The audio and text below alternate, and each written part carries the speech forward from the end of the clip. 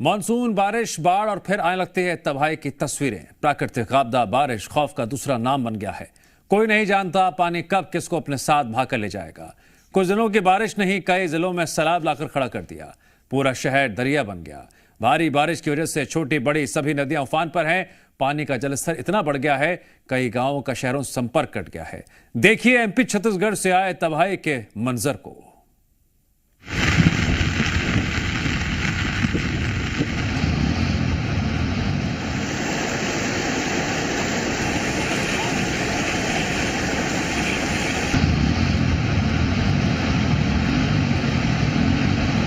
देश भर में मॉनसून ने तबाही मचाई हुई। हर जगह बरसात हो रही है।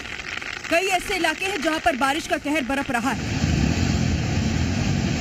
बारिश और बाढ़ की चपेट में हिंदुस्तान के कई राज्य हैं। एमपी और छत्तीसगढ़ में भी कुदरत का प्रकोप देखने को मिल रहा है।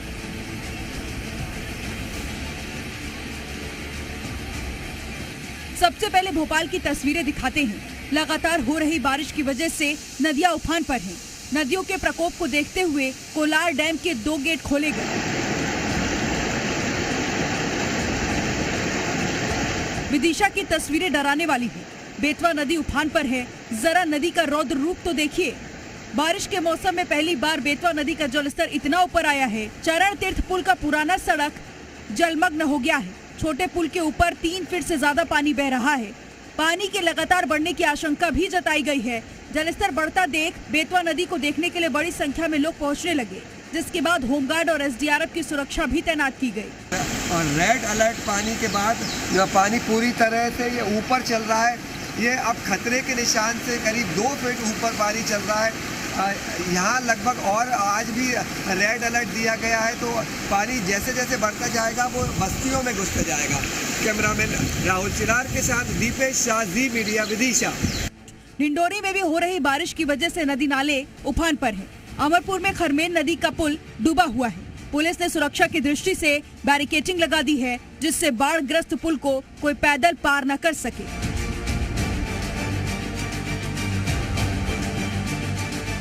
अब जरा इस तस्वीर को देखिए। छिंदवाड़ा के न्यूटन चौकी क्षेत्र के घाटामाली नदी पर बने पुल का ये वीडियो बताया जा रहा है। देखिए कैसे पुल पार करने के दौरान युवक बाइक सहित पानी में बह गया। जान जोखिम में डालकर नदी पार कर रहे युवकों को ग्रामीणों ने समझाइश भी दी थी, लेकिन युवक नहीं माने। गनीमत रही कि उसकी जान बच गई।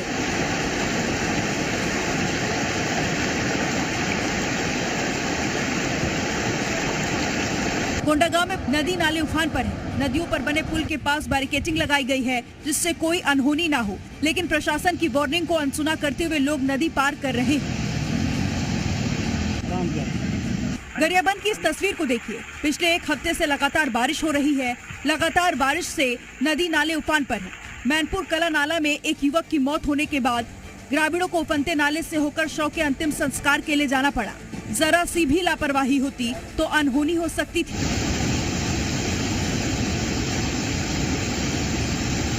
गरियाबंद की ही एक और तस्वीर आपको दिखाते हैं। देखिए कैसे पानी की लहरों के बीच ट्रैक्टर फंसा हुआ है।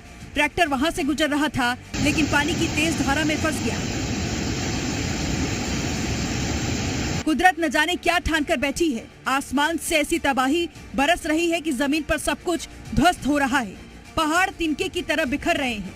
मैदानी इलाके में नदियां सब कुछ बहा ले जाने को आमादा है।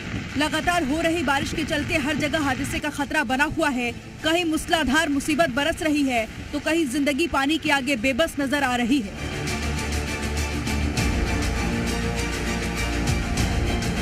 मॉनसून में बादल ऐसे खौफनाक रूप से बरस रहे हैं कि लोग डरने लगे हैं। बाढ़ बारिश से प्रभावित इलाकों में मिशन जिंदगी चल रही है। मकसद कुदरती आपदा से प्रभावित लोगों को बचाकर सुरक्षित ठिकानों पर पहुंचाना है, क्योंकि हर एक जिंदगी जरूरी है। ब्यूरो रिपोर्ट, जी मीडिया।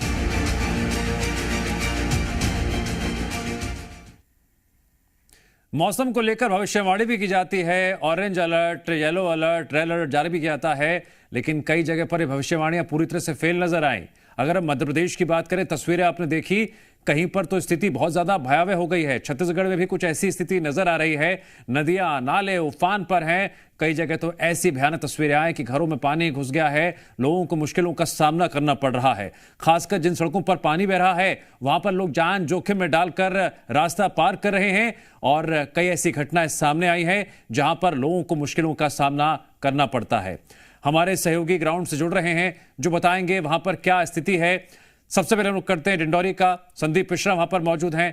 संदीप, जरा हमें बताइए डिंडौरी में इस वक्त क्या स्थिति है?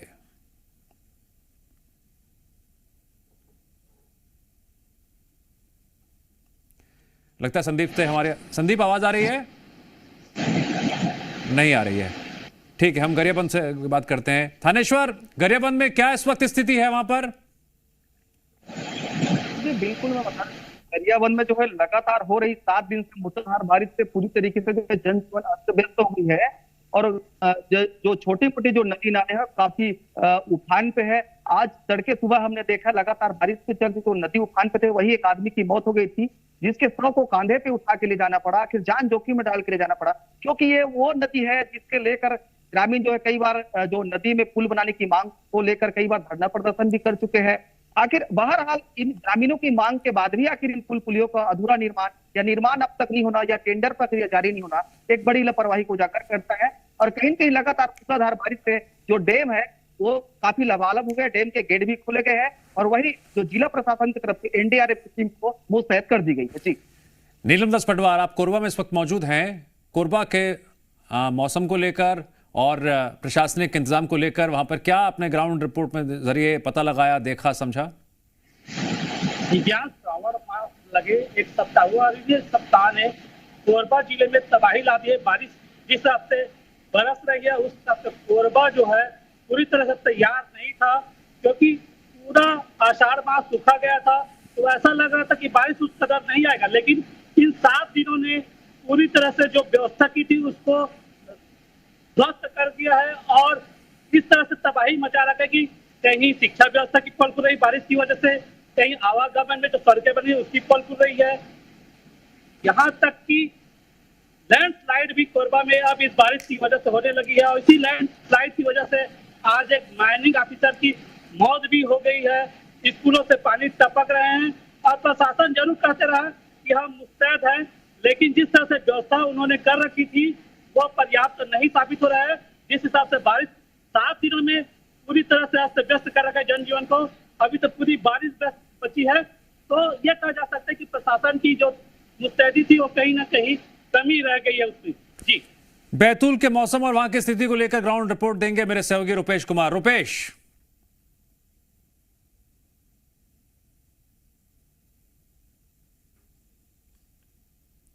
रुपेश की आवाज हम तक नहीं पहुंच पा रही है। हम अब रुक करते हैं एक बार फिर से संदीप मिश्रा का जो डिंडौरी में मौजूद हैं। संदीप, अगर आपको मेरी आवाज मिल रही हो तो डिंडौरी में मौसम कैसा है, क्या स्थिति है, प्रशासन वहां क्या कदम उठा रहा है ताकि लोगों को मुश्किलें ना हो?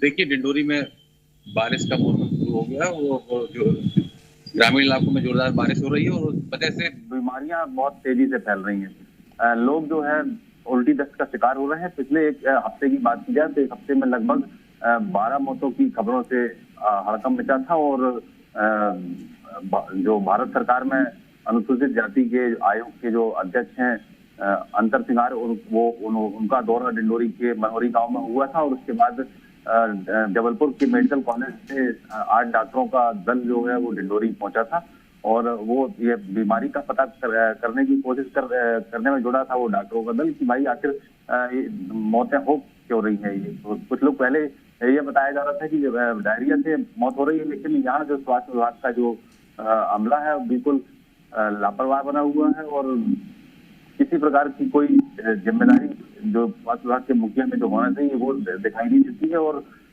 आज लगातार मौतें जो है उनका आंकड़ा बढ़ता जा रहा है और अस्पतालों में जो है मरीजों की जो संख्या है, चाहे अमरपुर के प्राथमिक स्वास्थ्य केंद्र की बात करें, चाहे डिंडौरी के अस्पताल की बात करें, चाहे जयपुरा के अस्पताल की बात करें, यहाँ लगातार जो है वो मरीजों की संख्या बढ़ रही है। उसी सरकार जो ग्रामीण है। ठीक है, बैतूल का रुक करते हैं, एक बार फिर से बात करेंगे रुपेश कुमार से। रुपेश, अगर आपको मेरी आवाज आ रही हो, जरा ग्राउंड रिपोर्ट बताइए, बैतूल में मौसम को लेकर क्या स्थिति है? जी दिव्यांश, पिछले 24 घंटे से बैतूल जिले में लगातार बारिश हो रही है और बैतूल के कुछ इलाके हैं जहां पर भारी बारिश हो रही है। बैतूल के सतपुड़ा डैम के 7 गेट आज खोले गए हैं। कल इस डैम के 5 गेट खोले गए थे, लेकिन लगातार बारिश से जल स्तर बड़ा डैम का और वहां पर 7 गेट खोले गए हैं। तो जो निचले इलाके हैं उसमें जल भराव की स्थिति हुई है और प्रशासन ने अलर्ट जारी किया है। कुछ गांवों का संपर्क जो है मुख्यालय से टूटा है उस क्षेत्र में, और साथ ही जो है सारनी की वार्ड क्रमांक 4 में एक मकान गिरने से एक महिला घायल हुई है। और जिले भर में जो है लगातार बारिश जारी है। भारी बारिश अभी तक के जिले में देखने को मिली है। 450 मिलीमीटर अभी तक के बैतूल जिले में बारिश हो गई है, जो यहाँ के औसत का आधा अभी तक के बारिश बैतूल जिले में हो चुकी है। ठीक है, हमारे सहयोगियों ने ग्राउंड रिपोर्ट के जरिए बताया, समझाया कि किस जिले में इस वक्त क्या स्थिति बनी हुई है और कहां पर कितना इस वक्त सावधानी बरतने की जरूरत है। आप सभी का शुक्रिया जानकारी देने के लिए। और अब बात देश के कई राज्यों में बाढ़ से बिगड़े हालात की हम करने जा रहे हैं। उत्तराखंड से लेकर महाराष्ट्र तक बारिश से हाहाकार मचा हुआ है। नदी नाले उफान पर हैं, जिससे कई इलाके जलमग्न हो चुके हैं। गंगोत्री धाम में तो भागीरथी नदी जलस्तर इतना बढ़ गया कि धाम के स्नान घाट तक डूब गए। आपको बाढ़ बारिश का वीडियो रिपोर्ट दिखाते हैं।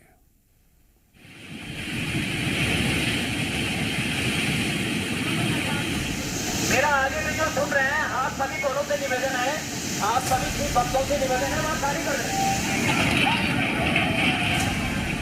कहीं दुकानें ताश के पत्तों की तरह ढहकर बह रही हैं, कहीं लैंडस्लाइड से हाहाकार मचा है।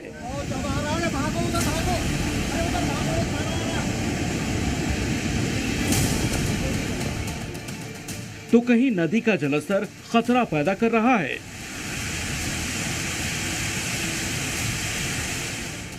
और कहीं पूरा का पूरा इलाका ही पानी में डूब चुका है। ऐसी तस्वीरें अलग अलग राज्यों से सामने आ रही हैं, जो बता रही हैं कि किस तरह आधा हिंदुस्तान जल अटैक से जूझ रहा है।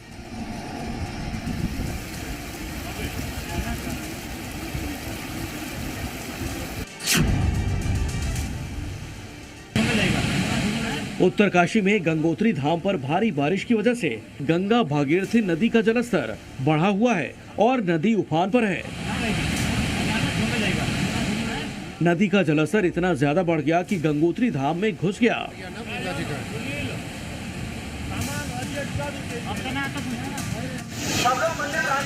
यहाँ प्रशासन हालात पर नजर बनाए हुए हैं।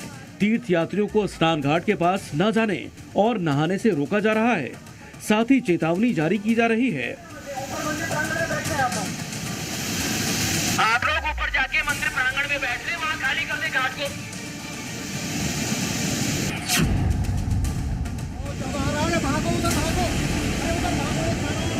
लगातार हो रही बारिश से पहाड़ दरक रहे हैं। ऐसी ही घटना टिहरी के बूढ़ा केदार इलाके में हुई।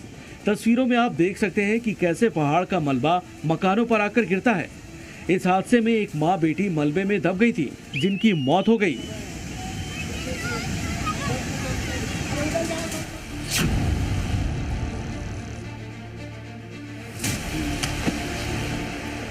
तस्वीरें देखकर पता लगाना मुश्किल है कि यह हाईवे है या फिर कोई नदी।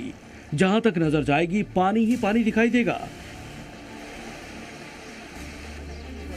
या फिर घुटनों से ऊपर पानी में डूबे हुए लोग। मैं अभी खड़ा हूँ कोल्हापुर रत्नागिरी स्टेट हाईवे पर। आप मेरे पीछे देख सकते हैं कि ये स्टेट हाईवे है कि नदी है, ऐसा सवाल आपको पड़ेगा। कुल मिला के देख सकते हैं कि 3 दिनों से इस रास्ते पर पानी आया है। लगभग अभी 3 से 4 फीट पानी यहाँ तक बढ़ा है। कोल्हापुर में लगातार हो रही बारिश से वारणा नदी भी उफान पर है, जिससे आसपास के इलाके पूरी तरह जलमग्न हो चुके हैं।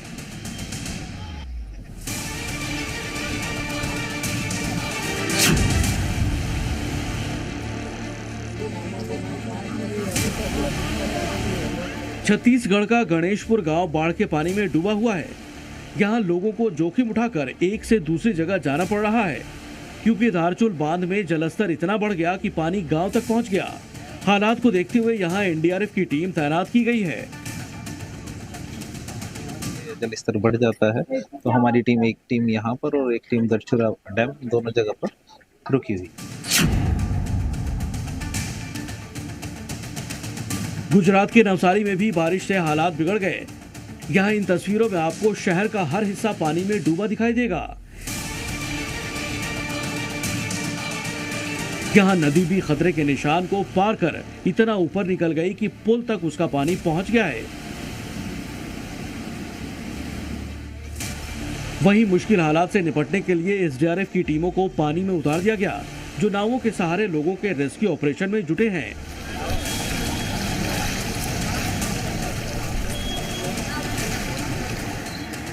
गुजरात के पंचमहल में भी भारी बारिश की वजह से बाढ़ के हालात दिखे। नदी का पानी रिहायशी इलाकों में भर गया और तेज रफ्तार में बहता दिखाई दिया। बहते पानी को देखकर ऐसा लगा कि मानो वो अपने साथ सब कुछ बहा कर ले जाएगा। ब्यूरो रिपोर्ट, जी मीडिया।